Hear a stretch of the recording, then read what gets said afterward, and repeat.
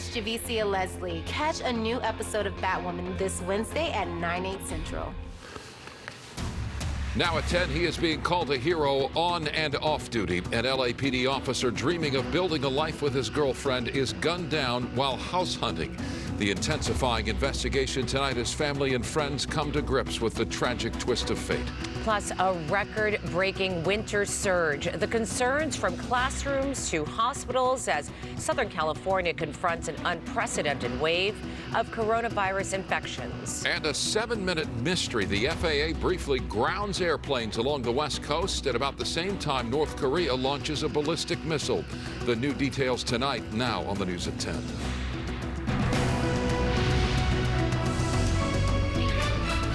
Good evening, I'm Micah Ullman. And I'm Cher Calvin. Tonight, heartbreak hits close to home for the LAPD as officers are investigating the death of one of their own. An off-duty officer gunned down in a shootout while protecting his girlfriend. Tonight, police have detained 5 people in connection with the killing as family and friends try to make sense of the violence. We have live team coverage. First to KTLA's Mary Beth McDade live from outside police headquarters in downtown LA. MB. Yeah, Mike and Cher, as the LAPD mourns the loss of one of their own, sheriff's investigators are trying to determine if the 5 people that they've detained are responsible for this young officer's death. This is the LA County Sheriff's Department Special Weapons Team. LA County Sheriff's investigators have been working swiftly to catch LAPD officer Fernando Arroyos' killers. Authorities say 27-year-old Arroyos was off duty and out house hunting with his girlfriend in the Florence Graham neighborhood when he was gunned down by armed robbers. He leaves a mother and a stepfather. He was the only child. He had a promising future, a bright future that was taken away viciously over a street robbery. The deadly attack took place around 9 p.m. Monday on 87th Street near Beach Street. They got out of their car, walked across the street, and were taking some pictures when they were approached by the 3 suspects in a black truck who jumped out of the car and robbed them at gunpoint.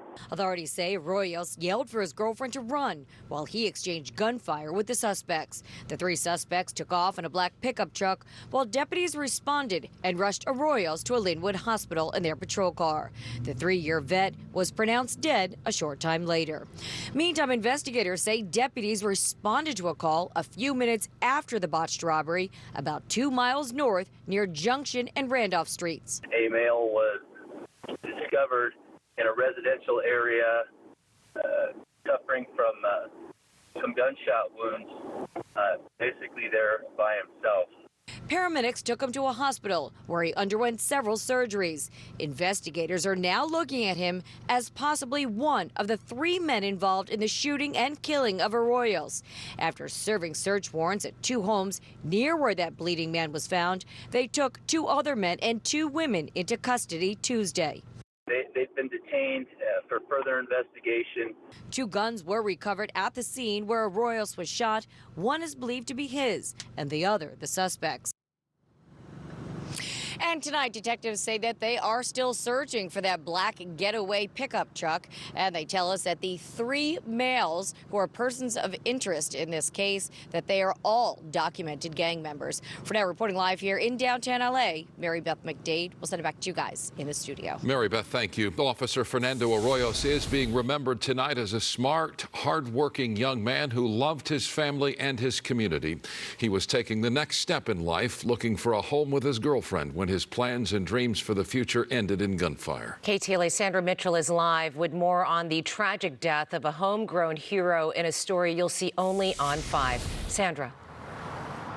Cher, from an immigrant family, he was the first in his family to attend college. He graduated from Cal Berkeley with honors, and with those credentials, his watch commander told me tonight that he could have become an FBI agent or an attorney, but all he ever wanted to be was an LAPD officer. When I heard the news last night,